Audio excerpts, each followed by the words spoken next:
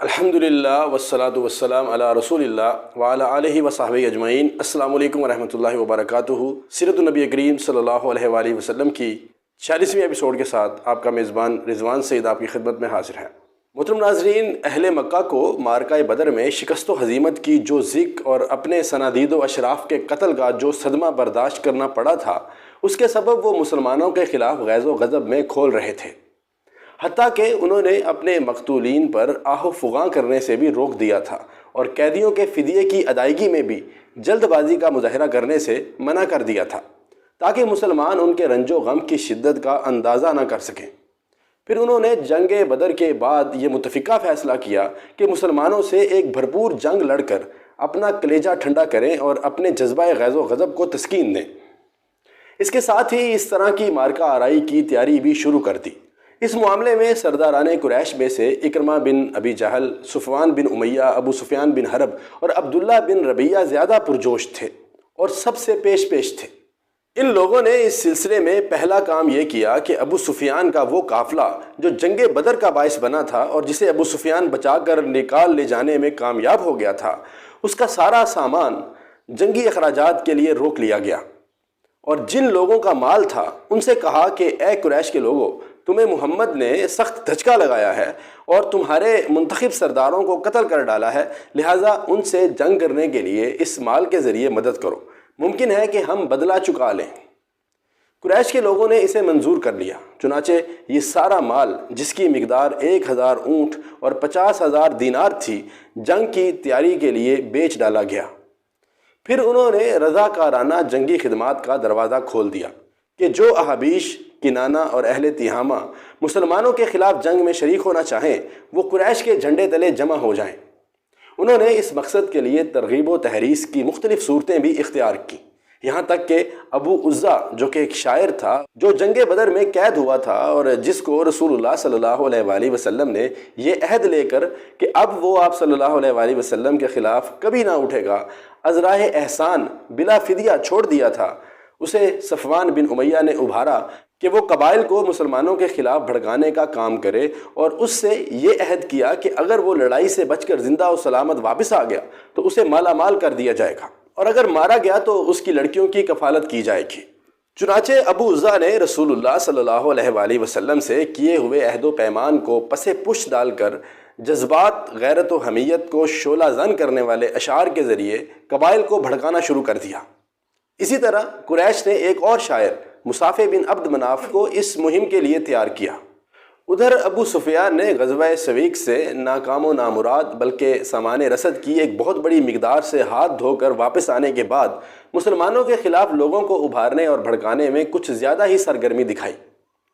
پھر اخیر میں سریہ زید بن حارثہ رضی اللہ تعالیٰ عنہ کے واقعے سے قریش کو جس سنگین اور اقتصادی طور پر کمر توڑ خسارے سے دوچار ہونا پڑا اور انہیں جس قدر بے اندازہ رنج و الم پہنچا، اس نے آگ پر تیل کا کام کیا، اور اس کے بعد مسلمانوں سے ایک فیصلہ کن جنگ لڑنے کے لیے قریش کی تیاری کی رفتار میں بڑی تیزی آ گئی۔ چنانچہ سال پورا ہوتے ہوتے قریش کی تیاری مکمل ہو گئی۔ ان کے اپنے افراد کے علاوہ ان کے حلیفوں اور احابیش کو ملا کر مجموعی طور پر کل 3000 فوج تیار ہوئی۔ قائدین قریش کی رائے ہوئی کہ اپنے ساتھ عورتیں بھی لے چلیں تاکہ حرمت و ناموس کی حفاظت کا احساس کچھ زیادہ ہی جذبہ جاں سپاری کے ساتھ لڑنے کا سبب بنے، لہٰذا اس لشکر میں ان کی عورتیں بھی شامل تھیں، جن کی تعداد 15 تھی۔ سواری و بار برداری کے لیے 3000 اونٹ تھے اور رسالے کے لیے 200 گھوڑے۔ ان گھوڑوں کو تازہ دم رکھنے کے لیے پورے راستے ان پر سواری نہیں کی گئی تھی۔ حفاظتی ہتھیاروں میں 700 زرہیں بھی شامل تھیں۔ ابو سفیان کو پورے لشکر کا سپہ سالار مقرر کیا گیا تھا۔ رسالے کی کمان خالد بن ولید کو دی گئی تھی اور اکرمہ بن ابی جہل کو ان کا معاون بنایا گیا تھا۔ پرچم مقررہ دستور کے مطابق قبیلہ بنو عبد الدار کے ہاتھ میں دیا گیا۔ دوستو، بھرپور تیاری کے بعد مکی لشکر نے اس حالت میں مدینے کا رخ کیا کہ مسلمانوں کے خلاف غم و غصہ اور انتقام کا جذبہ ان کے دلوں میں شعلہ بن کر بھڑک رہا تھا، اور یہ عنقریب پیش آنے والی جنگ کی خونریزی اور شدت کا پتہ دے رہا تھا۔ حضرت عباس رضی اللہ تعالیٰ عنہ قریش کی اس ساری نقل و حرکت اور جنگی تیاریوں کا بڑی چابک دستی اور گہرائی سے مطالعہ کر رہے تھے۔ چنانچہ جو ہی یہ لشکر حرکت میں آیا، حضرت عباس رضی اللہ تعالیٰ عنہ نے اس کی ساری تفصیلات پر مشتمل ایک خط فوراً نبی صلی اللہ علیہ وآلہ وسلم کی خدمت میں روانہ فرما دیا۔ حضرت عباس رضی اللہ تعالیٰ عنہ کا قاصد پیغام رسانی میں نہایت پھرتیلا ثابت ہوا۔ اس نے مکے سے مدینے تک کوئی 500 کلومیٹر کی مسافت 3 دن میں طے کر کے ان کا خط نبی صلی اللہ علیہ وآلہ وسلم کے حوالے کیا۔ اس وقت آپ مسجد قباء میں تشریف فرما تھے۔ یہ خط حضرت ابی بن کعب رضی اللہ تعالیٰ عنہ نے نبی کریم صلی اللہ علیہ وآلہ وسلم کو پڑھ کر سنایا۔ آپ صلی اللہ علیہ وآلہ وسلم نے انہیں رازداری برتنے کی تاکید کی اور جھٹ مدینہ تشریف لا کر انصار و مہاجرین کے قائدین سے صلاح و مشورہ کیا۔ اس کے بعد مدینے میں عام لام بندی کی کیفیت پیدا ہو گئی۔ لوگ کسی بھی اچانک صورتحال سے نمٹنے کے لیے ہمہ وقت ہتھیار بند رہنے لگے، حتیٰ کہ نماز میں بھی ہتھیار جدا نہیں کیا جاتا تھا۔ ادھر انصار کا ایک مختصر سا دستہ جس میں سعد بن معاذ، اسید بن خزیر اور سعد بن عبادہ رضی اللہ تعالی عنہم تھے، رسول اللہ صلی اللہ علیہ وآلہ وسلم کی نگرانی پر تعینات ہو گیا۔ یہ لوگ ہتھیار پہن کر ساری رات رسول اللہ صلی اللہ علیہ وآلہ وسلم کے دروازے پر گزار دیتے تھے۔ کچھ اور دستے اس خطرے کے پیش نظر کہ غفلت کی حالت میں اچانک کوئی حملہ نہ ہو جائے، مدینے میں داخلے کے مخالف راستوں پر تعینات ہو گئے۔ چند دیگر دستوں نے دشمن کی نقل و حرکت کا پتہ لگانے کے لیے طلایہ گردی بھی شروع کر دی۔ یہ دستے ان راستوں پر گشت کرتے تھے جن سے گزر کر مدینے پر چھاپا مارا جا سکتا تھا۔ دوسری طرف مکی لشکر معروف کاروانی شاہراہ پر چلتا رہا، یہاں تک کہ مدینے کے قریب پہنچ کر پہلے وادی عقیق سے گزرا، پھر کسی قدر داہنے جانب کترا کر کوہ احد کے قریب عینین نامی ایک مقام پر جو مدینہ کے شمال میں وادی کنات کے کنارے پر ایک بنجر زمین پر واقع ہے، پڑاؤ ڈال دیا۔ یہ جمعہ 6 شوال 3 ہجری کا واقعہ ہے۔ مدینے کے ذرائع اطلاعات مکی لشکر کی ایک خبر مدینہ پہنچا رہے تھے، حتیٰ کہ اس کے پڑاؤ کی بابت آخری خبر بھی پہنچا دی۔ اس وقت رسول اللہ صلی اللہ علیہ وآلہ وسلم نے فوجی ہائی کمان کی مجلس شورا منعقد فرمائی، جس میں مناسب حکمت عملی اختیار کرنے کے لیے صلاح مشورہ کرنا تھا۔ آپ صلی اللہ علیہ وآلہ وسلم نے انہیں اپنا دیکھا ہوا ایک خواب بتلایا۔ آپ صلی اللہ علیہ وآلہ وسلم نے بتلایا کہ واللہ میں نے ایک بھری چیز دیکھی۔ میں نے دیکھا کہ کچھ گائیں ذبح کی جا رہی ہیں، اور میں نے دیکھا کہ میری تلوار کے سرے پر کچھ شکستگی ہے، اور یہ بھی دیکھا کہ میں نے اپنا ہاتھ ایک محفوظ زرہ میں داخل کیا ہے۔ پھر آپ صلی اللہ علیہ وآلہ وسلم نے گائے کی یہ تعبیر بتلائی کہ کچھ صحابہ رضی اللہ عنہم قتل کیے جائیں گے۔ تلوار میں شکستگی کی یہ تعبیر بتلائی کہ آپ صلی اللہ علیہ وآلہ وسلم کے گھر کا کوئی آدمی شہید ہوگا، اور محفوظ زرہ کی یہ تعبیر بتائی کہ شہر مدینہ محفوظ رہے گا، یعنی مدینہ شہر کو کوئی نقصان نہیں پہنچا۔ پھر آپ صلی اللہ علیہ وآلہ وسلم نے صحابہ کرام رضی اللہ عنہم کے سامنے دفاعی حکمت عملی کے متعلق اپنی رائے پیش کی کہ مدینے سے باہر نہ نکلیں بلکہ شہر کے اندر ہی قلعہ بند ہو جائیں۔ اب اگر مشرکین اپنے کیمپ میں مقیم رہتے ہیں تو بے مقصد اور برا قیام ہوگا، اور اگر مدینے میں داخل ہوتے ہیں تو مسلمان گلی کوچے کے ناکوں پر ان سے جنگ کریں گے، اور عورتیں چھتوں کے اوپر سے ان پر خست باری کریں گی۔ دوستو، یہی صحیح رائے تھی، اور اسی رائے سے عبداللہ بن ابی راس المنافقین نے بھی اتفاق کیا، جو اس مجلس میں خزرج کے ایک سرکردہ نمائندہ کی حیثیت سے شریک تھا۔ لیکن اس کے اتفاق کی بنیاد یہ نہ تھی کہ جنگی نقطہ نظر سے یہی صحیح موقف تھا، بلکہ اس کا مقصد یہ تھا کہ وہ جنگ سے دور بھی رہے اور کسی کو اس کا احساس بھی نہ ہو۔ لیکن اللہ کو کچھ اور ہی منظور تھا۔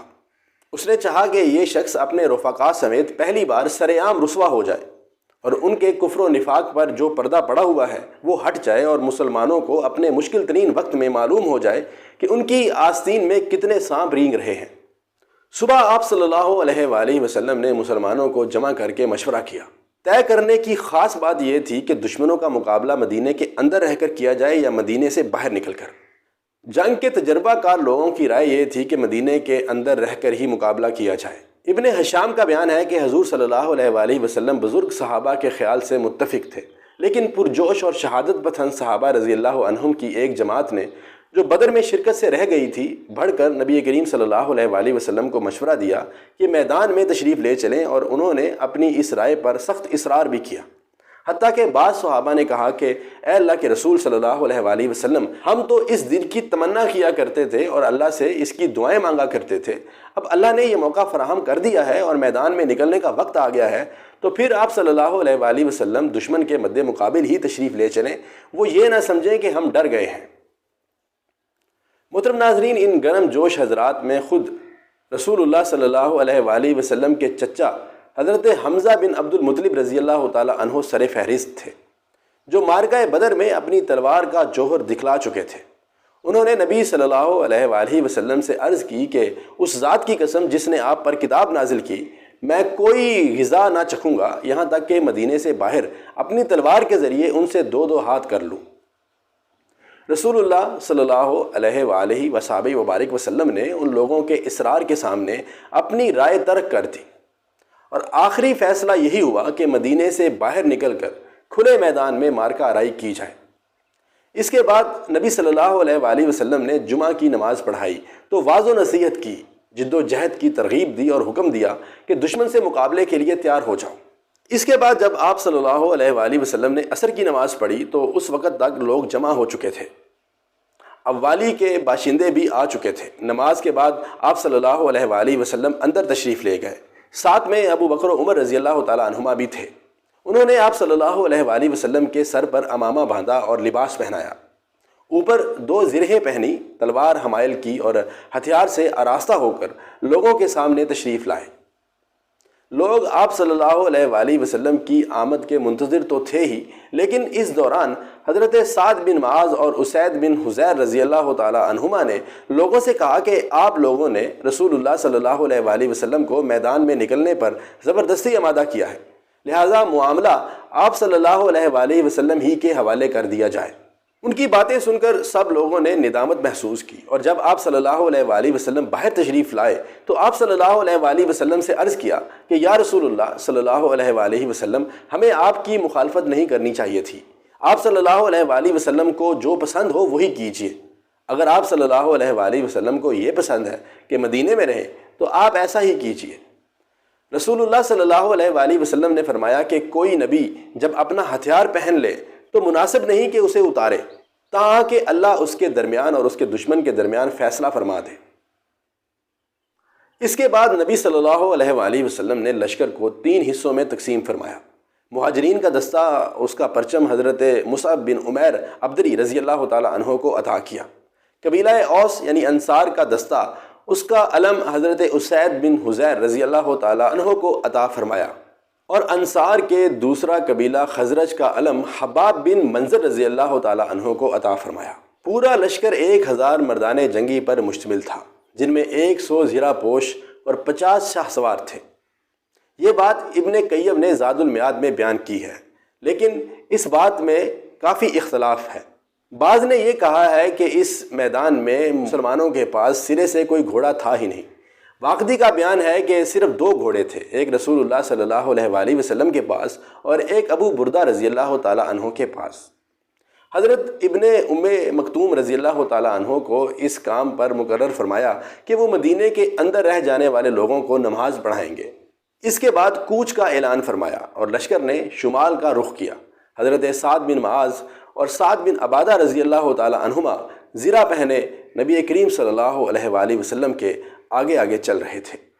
محترم ناظرین، سیرت النبی کریم صلی اللہ علیہ وآلہ وسلم کے سلسلے کو آگے بڑھائیں گے، لیکن سیرت النبی کریم صلی اللہ علیہ وسلم کی 47ویں ایپیسوڈ میں۔ تب تک کے لیے اجازت دیجیے، اپنا بہت سارا خیال رکھیے گا، دعا میں یاد رکھیے گا۔ ملتے ہیں جلد ہی اگلی ایپیسوڈ کے ساتھ۔ اللہ حافظ۔